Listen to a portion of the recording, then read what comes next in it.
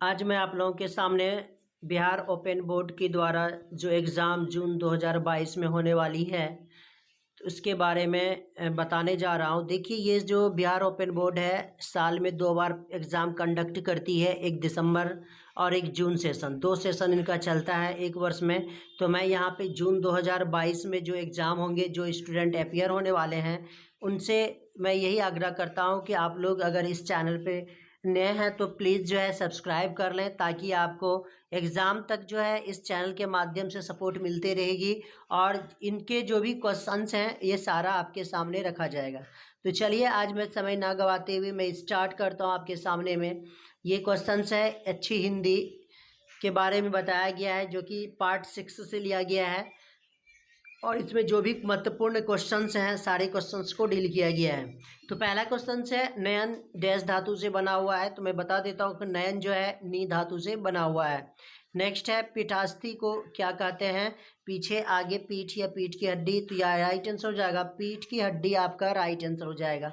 Next है मृग नेत्री जो है, चलिए आगे मैं करता हूँ। मृग नेत्री का सही रूप क्या होगा, ये पूछा गया है। मरीज, नेत्री, मृगनयनी या फिर सभी। तो इसका राइट आंसर आपका होगा मृगनयनी, राइट आंसर हो जाएगा। आवेगा का शुद्ध रूप क्या होगा? तो इसका आएगा आवेगा कोई नहीं। तो मैं बता देता हूँ कि 4 नंबर का जो राइट आंसर होगा ये बी हो जाएगा। बी बिल्कुल ही सही आंसर है। छठा का सही प्रयोग क्या होता है? छठवां, छः, छठी या फिर छह। तो 5 का राइट आंसर आपका सी हो जाएगा।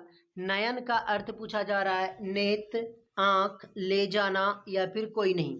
तो 6 का जो है राइट आंसर क्या हो जाएगा? बी हो जाएगा, आँख इसका राइट आंसर है। 7 नंबर में कहता है कि नेत्र में त के साथ किसका प्रयोग हुआ है? त, त्र, र, रो। तो इसमें सी मतलब र का प्रयोग हुआ है। पिया किस बोली में स्वीकृत नहीं की गई है?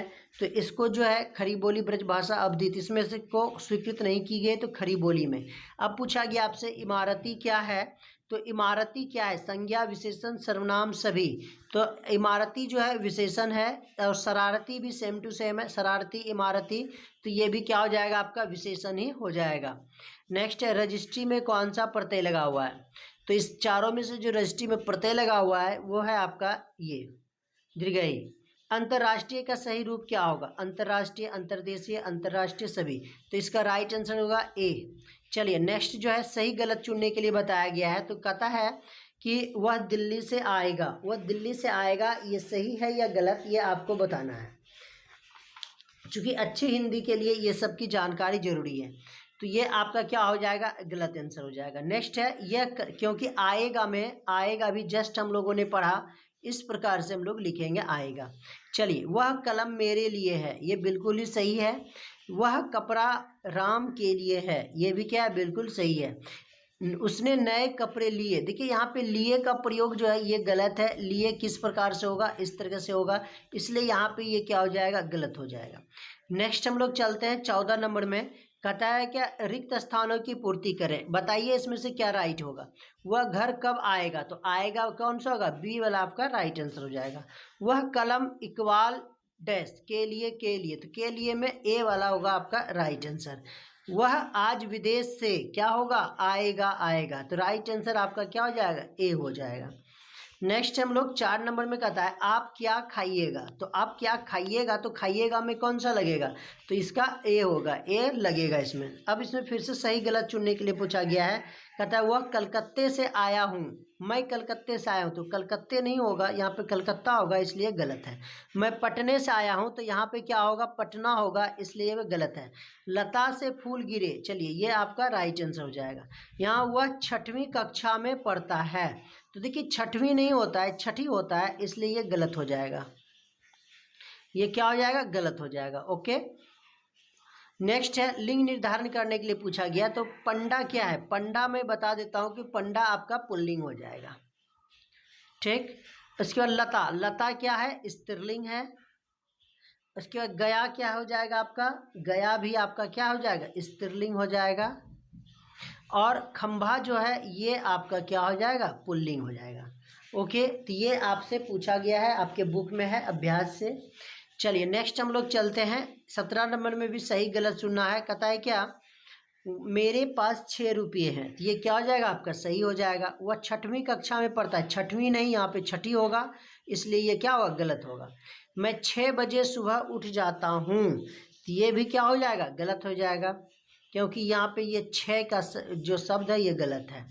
नेक्स्ट है, वह दूरी कक्षा का छात्र है। दूरी देखिए यहाँ पे ये जो है ये गलत है, इसलिए ये भी गलत हो जाएगा। वह धीरे टू लिखता है, यहाँ पे धीरे धीरे होगा, इसलिए ये भी गलत है। मैं पहली कक्षा में पढ़ता हूँ, ये बिल्कुल सही है पहली, लेकिन यहाँ पे देखिए जो पहली लिखा है ये गलत हो जाएगा। नेक्स्ट, वह मेरे दोहरा प्रयास है। यहाँ पे दोहरा नहीं दूसरा होगा, शब्द में लिखना पड़ेगा अच्छे ढंग से। यहाँ पे देखिए भाषा में जो है भ्रम की स्थिति ना पैदा हो तो ही अच्छा है, भ्रम आ गया तो समझ लीजिए वो अच्छी हिंदी नहीं है।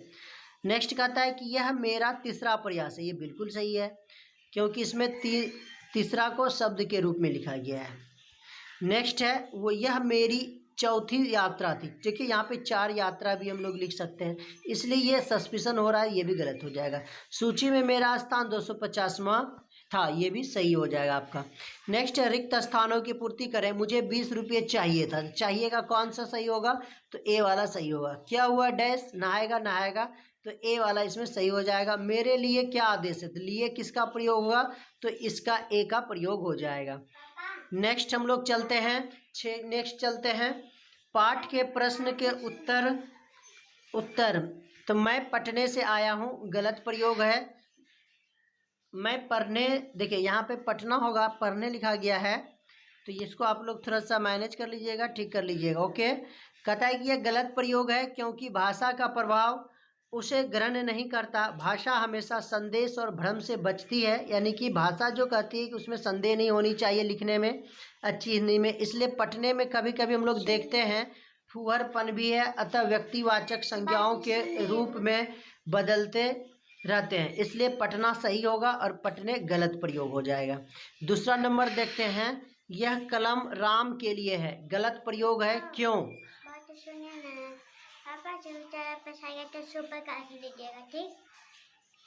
यह कलम राम के लिए है, गलत प्रयोग है, क्यों।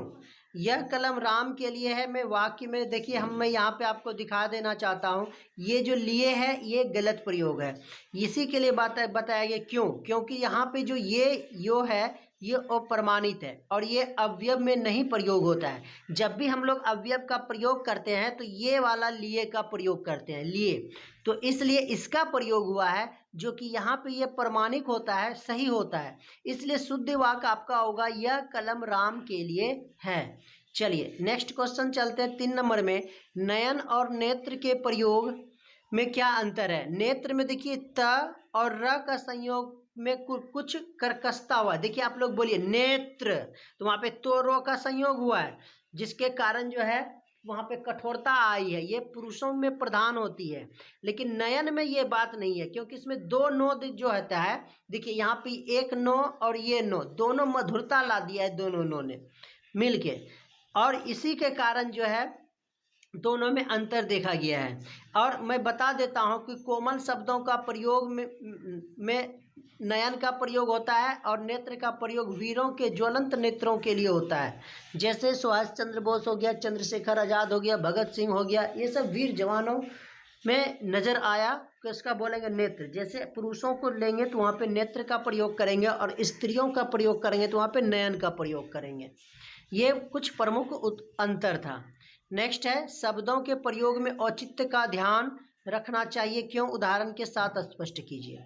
तो वास्तव में हिंदी जब भी लिखते हैं तो औचित्य को ध्यान रखा जाता है, सावधानी पूर्वक लिखा जाता है कि कहीं कुछ अपशब्द या फिर कुछ पढ़ने में अटपटा ना लगे, इसलिए औचित्य को ध्यान में रखा जाता है। मतलब क्या, शब्दों को गहराई से क्या क्या करना पड़ता है, ध्यान देना पड़ता है। जैसे यहाँ पे प्रिय शब्द का मधुर रूप में पिय हो गया है, ब्रज भाषा अवधि में तो पिय चलता ही है, खरी बोली के कवियों ने भी इसको अपना लिया। इसी प्रकार से प्रिय का दूसरा नाम है पिया, जो खरी बोली में अभी तक ग्रहित नहीं हुआ है, ब्रज भाषा तथा अवधि में खूब चलता है। ये प्रिय शब्द के दोनों रूप हैं, पिया भी है और पिए भी है। तो ये आपका जो था प्रमुख कुछ क्वेश्चंस थे जो कि इस चैप्टर से बना